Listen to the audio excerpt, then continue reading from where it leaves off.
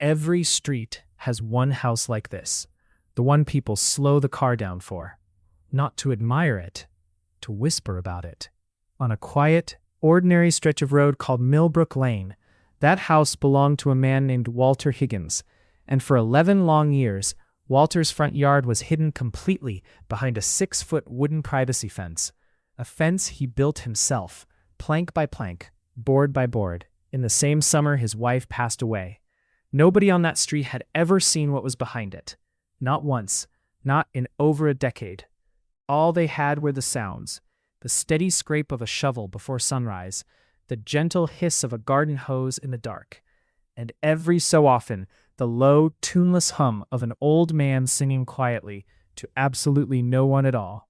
And because they couldn't see it, because 11 years of silence is a very long time to wonder, the neighbors of Millbrook Lane decided they already knew exactly what it was: an eyesore, a hazard, a shame on an otherwise respectable street. To understand what happened on that October afternoon, you first have to understand exactly who Walter Higgins was, or rather, who his neighbors believed him to be, because those were two very, very different men. Walter was 68 years old, a retired machinist, a widower. He kept to himself so thoroughly, so completely, that when the neighborhood held its annual summer block party, one resident joked, only half joking, mind you, that someone should probably check on him, just to confirm he was still alive back there. The fence, everyone agreed, brought down the whole street. It violated at least 3 unwritten rules of suburban etiquette and at least 1 written one. The neighborhood's Beautification Committee, yes, that was a real committee with real letterhead and real meetings, had sent Walter 4 separate formal complaint letters over 3 years. He never answered a single one. What none of them knew, what not one person on that entire street had ever bothered to ask, was what Walter Higgins did behind that fence every single morning at 5:30 sharp, 6 days a week, for 11 consecutive years. Because Walter wasn't hiding decay back there. He was hiding devotion. And there is, it turns out, a very fine line between the two, a line that's almost impossible to see from the outside of a fence. But we're getting ahead of ourselves, because before the town discovered what was truly inside, they first had to decide what to do about the outside. And that decision would set off a chain of events that nobody, not Walter, not his neighbors, not even the mayor himself, ever saw coming. In September, the Beautification Committee brought a formal motion to the town council. Force Walter Higgins to tear the fence down voluntarily, or the town would tear it down themselves and send the bill straight to his estate. To most people in that chamber that night, it felt like a formality, a rubber stamp, a box to check before everyone went home for dinner. Nobody in that room expected resistance, least of all from a quiet old man who hadn't shown his face at a single council meeting in over a decade. Except this time, for the very first time in 11 years, Walter Higgins walked through those doors. The room went still, every head turned, and Walter, gray-haired now, soil still faintly visible beneath his fingernails, walked slowly to the podium and said just one sentence, only one: "Give me until the mayor can see it himself. That's all I'm asking." That was it. No explanation, no pleading. Just quiet, unshakable certainty. Nobody in that chamber understood what he meant. The mayor wasn't even in the building that night. But there was something in the way Walter said it, something so calm, so absolutely sure of itself, that made the entire council pause. The gavel came down. Motion tabled. 30 days. The clock had officially started, and nobody on Millbrook Lane had any idea just how loudly it would end up ticking. Word travels fast on a street like that one. By the very next morning, everyone knew that Walter Higgins had personally requested the mayor. And almost overnight, the quiet mockery that had simmered for 11 years boiled over into something much louder, much bolder, and honestly, much crueler. "He wants the mayor to come look at his backyard?" One neighbor laughed on her porch. "What, does he think he's hiding the Mona Lisa back there?" The rumors multiplied by the day. Someone was absolutely certain he was running an illegal junkyard. Someone else swore, hand on heart, that they'd personally witnessed him hauling in unmarked bags of white powder, which, as it would later turn out, was nothing more sinister than bone meal fertilizer, purchased in bulk from a garden supply store 2 towns over. Walter never responded to any of it. He didn't own a smartphone.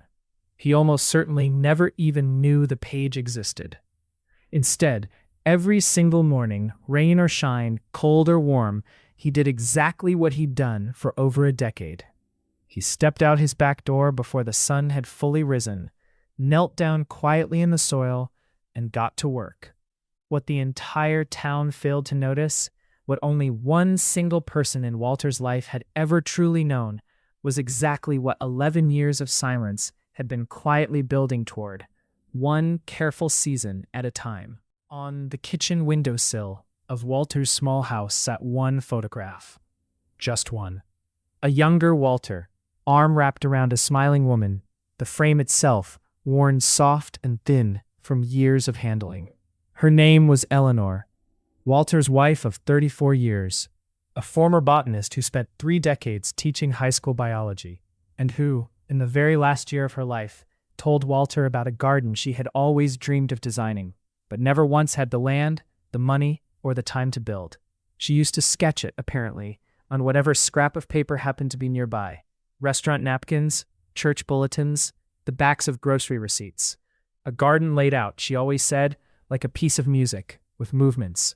A quiet beginning, a gradual swell, a final, breathtaking resolution. She never got to plant a single seed of it. Eleanor passed away 11 years ago, that same spring. And that very summer, while he was still drowning in grief so heavy he could barely speak, Walter built the fence. Everyone on that street assumed he was shutting the world out because he was falling apart. And honestly, they weren't entirely wrong about that part. But not one single person ever considered, not for one moment in 11 long years, that he might actually be building something. Not walling grief in, but building something for her instead. He wasn't hiding from his heartbreak. He was quietly, patiently answering it. With 30 days now officially on the clock, the mayor's office reached out to schedule the visit Walter had personally requested. Mayor Daniel Cortez had held office for 6 years by that point. A practical, soft-spoken man, not exactly known for theatrics, and honestly, not particularly eager to get pulled into a petty neighborhood squabble over a wooden fence. He very nearly sent a deputy in his place. It was that one sentence from the council meeting, until the mayor can see it himself, relayed to him secondhand, that ultimately convinced him to show up in person. News of the scheduled visit spread within hours. And so, on that particular Tuesday afternoon, nearly 30 neighbors gathered along the sidewalk outside Walter's fence. Not to support him, not even out of curiosity really. They came to watch. Some even brought folding chairs. "This is going to be the fastest 30 seconds of your life," one neighbor smirked to another, coffee in hand. Mayor walks in, mayor walks right back out, and that fence comes down by Friday. At exactly 4 o'clock, the mayor's car pulled up along the curb. Walter was already waiting at the gate, the first time in years that most of these neighbors had actually seen his face up close. He didn't look at the crowd. Not once. His eyes stayed fixed only on the mayor. "Thank you for coming," Walter said quietly. "I only ask that you look, before anyone says another word about it." The mayor nodded once, and Walter, with a hand that had trembled slightly for the first time in 11 years, finally opened the gate. What happened in the 60 seconds that followed would be talked about on Millbrook Lane for years to come. The gate creaked open, and Mayor Daniel Cortez stepped through, expecting, at best, an unremarkable backyard. A few overgrown tomato plants maybe. Some tangled rose bushes. Something forgettable. The kind of thing that would let him close this entire file before dinner. Instead, he stopped walking completely. Because it wasn't a garden behind that fence. It was a composition. Terraced flower beds curved and flowed in deliberate, sweeping arcs, each one bleeding seamlessly into the next like movements in a symphony. A living archway of wisteria arched gracefully overhead, its blossoms catching the late afternoon light. At the very center sat a small, still reflecting pool, positioned with such precision that the sun struck it at exactly that hour in a shifting, shimmering pattern of gold and green.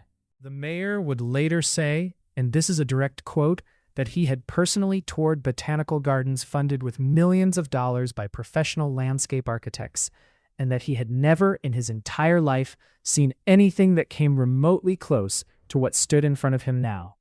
Built by one man, with nothing but his own 2 hands, in complete and total secrecy. At the very center of the garden stood a modest stone marker, half hidden beneath a soft carpet of creeping thyme. Carved into its face were just 3 words: Eleanor's movement complete. The mayor read it once, then he read it again, and then he did something that absolutely nobody, not Walter, not the crowd gathered outside, not the committee that had spent 3 long years trying desperately to tear this fence down, ever for 1 second expected him to do. He knelt. Not for the cameras, though by then several phones outside had already found the gaps between the boards and begun quietly recording. Not for ceremony, and certainly not for show. He knelt because, standing in front of something built entirely out of 11 years of love and grief and unbroken silence, there was simply nothing else that felt honest to do. He would say afterward that he wasn't performing anything at all, that you simply don't stand upright in front of something like that. It didn't feel right to. Through the narrow gaps in the fence boards, the waiting crowd outside caught only fragments of what was happening, a flash of movement. The mayor, lowering himself into the dirt. Confused murmurs rippled instantly through the sidewalk. "Wait," one woman said slowly, lowering her phone, the smirk finally gone from her face. What is he even doing in there?" And just like that, in that one single unexpected moment, 11 years of laughter, of mockery, of whispered jokes and formal complaint letters stopped completely. It didn't fade out slowly. It simply stopped, all at once, like a held breath finally being released. When Mayor Cortez finally rose to his feet and walked back through that gate, soil still clinging to the knees of his suit pants, the crowd gathered on that sidewalk fell into a silence more complete than Millbrook Lane had heard in years. He addressed them directly, right there on the street. For 3 years, he said, this town had tried to force a man to tear down the one wall protecting the single most extraordinary thing he had personally ever witnessed in his life.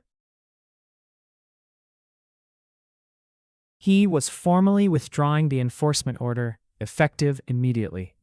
And every member of the Beautification Committee, he added, would personally see what was back there before one more word was ever said about that property again.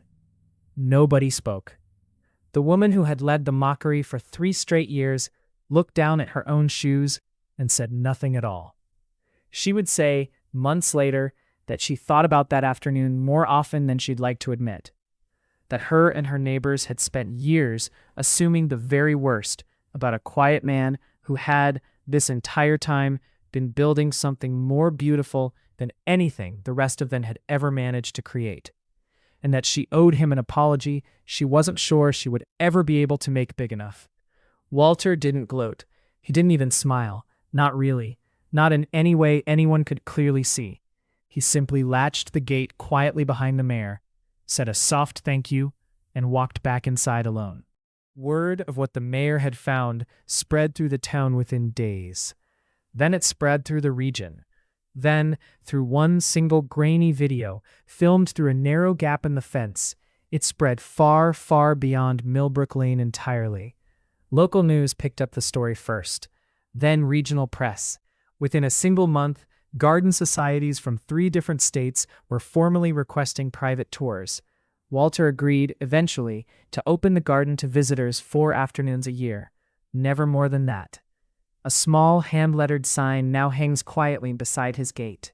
It reads, "By appointment only. Please knock softly." He still doesn't consider himself an artist, or a hero, or any of the words strangers online now use to describe him. He built it, he says, without ever intending for anyone to see it at all. He built it because his wife never got the chance to. And if people find something meaningful inside it now, That meaning belongs to her, not to him.